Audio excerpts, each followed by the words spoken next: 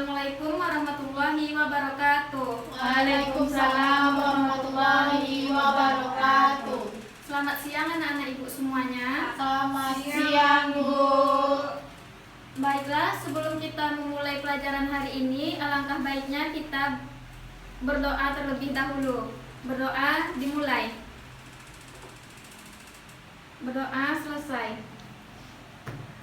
Baiklah, pada hari ini kita masuk pada materi baru, yaitu teks anekdot. Di sini anak-anak ibu ada yang sudah tahu apa itu teks anekdot? Cerita lucu, Bu. Ya, teks anekdot adalah cerita lucu, menjengkelkan, atau konyol yang berdasarkan kejadian sebenarnya, yang di dalamnya terdapat makna yang tersirat, yaitu makna yang disampaikan pembicara tidak disampaikan secara gamblang, tapi secara tersembunyi atau sama saja dengan menyindir. Berdasarkan penjelasan dari Ibu tadi, apa ada yang ingin bertanya? Contohnya seperti apa, Bu?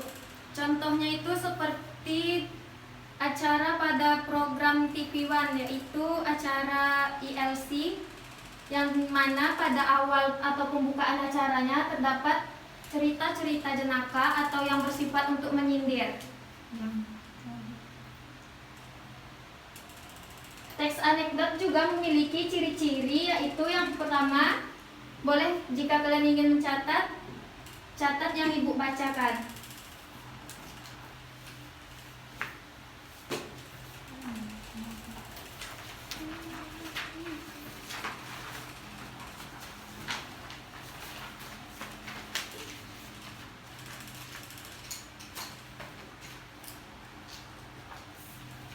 Ciri-ciri teks anekdot. Yang pertama yaitu bisa menghibur. Maksudnya di sini adalah teks tersebut memiliki sifat yang menghibur atau mengundang tawa pembaca atau pendengar dari cerita teks anekdot tersebut. Yang kedua, tidak menyinggung, yaitu untuk menyampaikan kritik halus yang tidak menyinggung pembaca atau pendengar yang diceritakan. Makanya teks tersebut memiliki makna yang tersirat di dalamnya. Yang ketiga itu yaitu media penyampaian cadangan. Maksudnya di sini adalah aspirasi yang bernilai positif dan berbau humor ke publik. Yang keempat, untuk menginspirasi pembaca. Pada bagian ini menyampaikan protes atau rasa tidak setuju terhadap memilih opsi atau cara santun. Yang kelima, menampilkan tokoh-tokoh, yaitu tokoh-tokoh yang dekat dengan kehidupan sehari-hari. Keenam, memiliki sifat humoris. Memiliki sifat humoris ini maksudnya teks tersebut memiliki sifat yang lucu, menggelitik, dan berbau lelucon tapi menyindir. Baiklah, dari penjelasan ibu tadi, apa ada yang ingin bertanya? Saya, Bu. Ya, Erlina. Dari ciri-ciri teks anekdot yang untuk menginspirasi pembaca biasanya itu dapat kita temukan di mana, Bu? Karena saya tertarik untuk membaca teks anekdot itu, Bu. Baiklah, ciri-ciri pada teks anekdot yang untuk menginspirasi pembaca itu dapat kita temui di majalah, koran, ataupun buku. Yang lain ada yang ingin bertanya? Ya, saya, Bu. Ya. Apakah setiap cerita anekdot itu harus berisi tentang menyinggung orang atau menyindir gitu, Bu? Baiklah, Ibu akan menjawab pertanyaan dari Sri Murni. Teks anekdot itu tidak selalu bersifat untuk menyindir, karena tujuan utama dari teks anekdot adalah sebagai cerita yang menghibur. Apa ada yang ingin bertanya lagi? Tidak, Bu. Baiklah, jika tidak ada yang ingin bertanya lagi, sekarang kita masuk pada bagian struktur teks anekdot.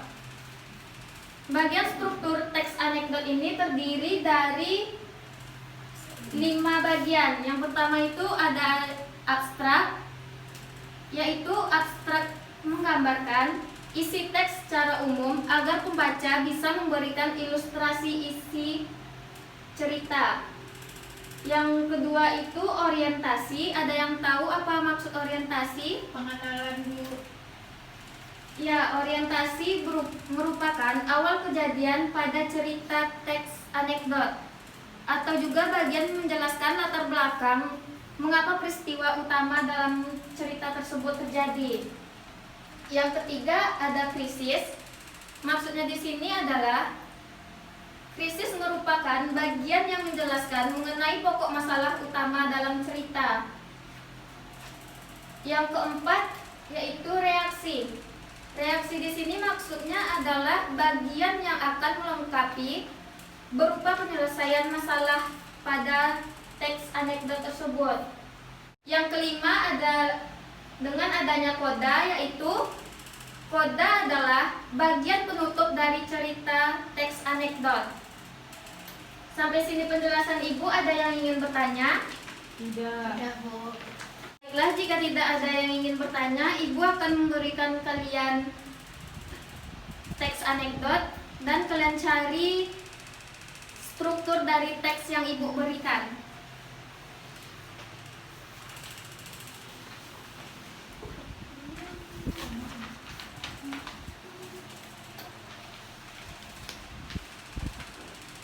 Mengerjakannya secara individu, tidak boleh ada yang bekerja sama. Ibu beri kalian waktu mengerjakan soal tersebut 30 menit.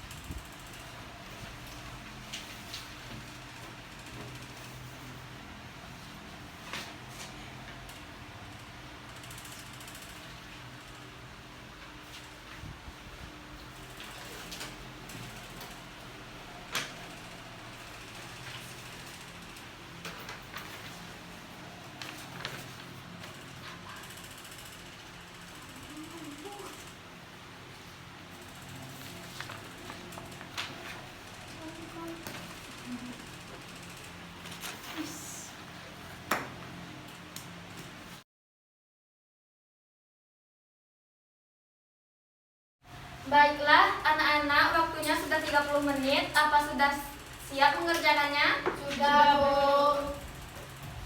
Kepada Ella, apa bisa membacakan ke depan bagian struktur yang kamu temukan? Sengaja ya, Bu. Ya.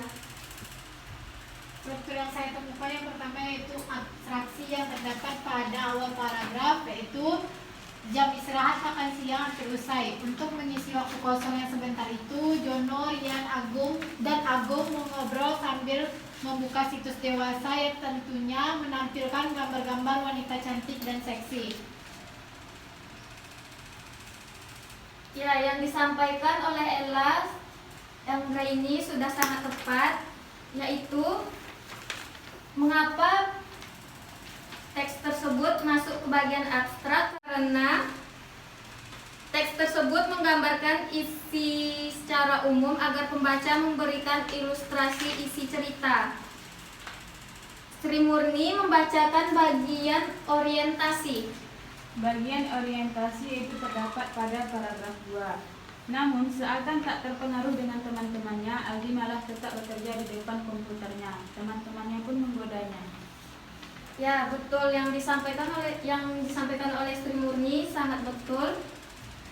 Yang ketiga yaitu bagian krisis dan reaksinya dibacakan oleh Erlina. Bagian krisisnya di paragraf ketiga. Al, jangan sibuk kuliah terus. Sini banyak pemandangan indah loh, cewek cantik dan seksi. Mendengar ajakan Jono itu, Aldi hanya menjawab, oh enggak, aku nggak suka. Sedangkan reaksinya ada di pada paragraf 4, yaitu teman-temannya pun bingung. Aku berkata, mana mungkin ada pria yang nggak suka cewek cantik. Aldi tetap pada pendiriannya. Iya, aku nggak suka, soalnya cewek cantik dan seksi tidak baik untuk mata. Teman-temannya pun semakin bingung. Ya, penjelasan dari Erlina benar. Bagian koda dibacakan oleh Sumarni. Pak Sumarni, persilakan. Bagian koda terdapat pada paragraf kelima, yaitu Aldi menambahkan tidak baik untuk mata pencaharian karena kebanyakan cewek yang cantik dan seksi itu materialistis. Ya betul. Bagian koda itu adalah bagian penutup dari cerita. Sampai di sini ada yang belum paham? Sudah, Bu. Baiklah, jika sudah paham semuanya, Ibu akan memberikan kalian tugas untuk dikerjakan di rumah, yaitu membuat teks anekdot beserta struktur dari teks yang kalian buat. Sampai di sini dulu perjumpaan kita. Ibu ucapkan terima kasih. Assalamualaikum warahmatullahi wabarakatuh. Waalaikumsalam warahmatullahi wabarakatuh.